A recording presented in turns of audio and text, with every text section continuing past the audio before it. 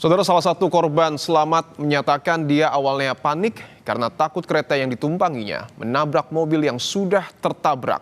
Tetapi kemudian KRL yang ia tumpangi juga ditabrak dari belakang.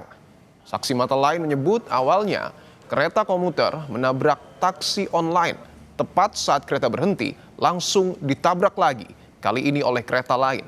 Kejadian itu terjadi sekitar 10 menit setelah kereta komuter menabrak taksi.